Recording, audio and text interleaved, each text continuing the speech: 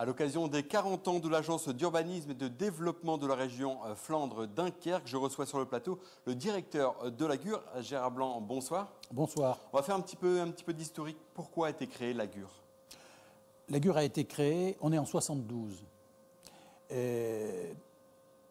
On est dans une époque d'aménagement du territoire décidé par l'État, la sidérurgie sur l'eau, des décisions prises à Paris, pas beaucoup en impliquant le territoire, et sous la conduite d'Albert d'Anvers, l'idée que les élus locaux doivent s'organiser pour ne pas simplement être l'espace sur lequel va tomber cet investissement.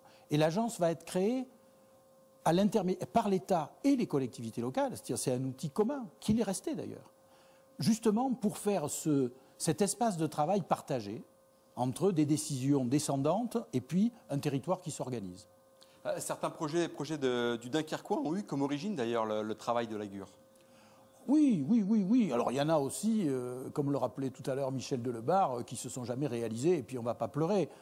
Mais le musée portuaire, par exemple, la présence de l'université dans Dunkerque, sont des idées qui sont nées à l'Agure.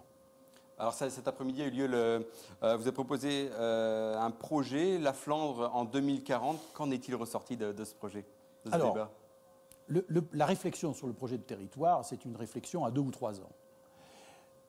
Nous avons positionné le débat de cet après-midi, qui était un débat prospectif, donc ça c'est la première affirmation, c'est que pour fêter nos 40 ans, on parle de l'avenir. On n'a pas parlé du passé, du tout. On n'a parlé que de l'avenir.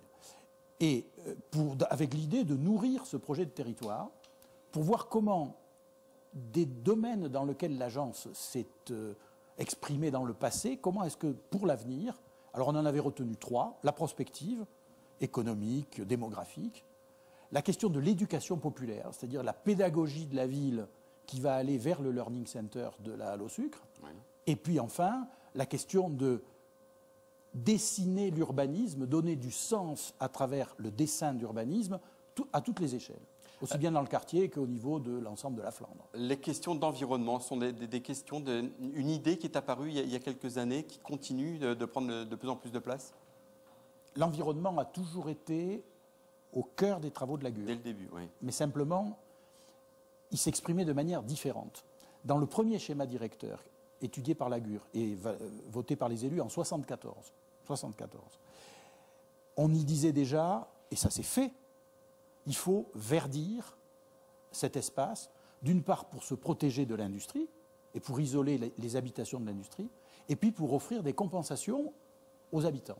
Le bois des forts est né de cette initiative. Aujourd'hui, on est beaucoup plus sensible aux questions de biodiversité. Nous travaillons beaucoup sur les corridors biologiques, oui, et sur l'inscription des corridors biologiques dans les documents d'urbanisme. Mais comment passer à côté de la question du changement climatique dans un espace de polder, c'est-à-dire dans un espace qui est à la fois soumis aux précipitations continentales et puis au comportement de la mer. Donc c'est un enjeu environnemental déterminant de l'avenir. Très bien, Gérard Blanc, merci beaucoup d'être venu sur le plateau. Je vous rappelle, vous êtes directeur de l'Agure. Merci beaucoup.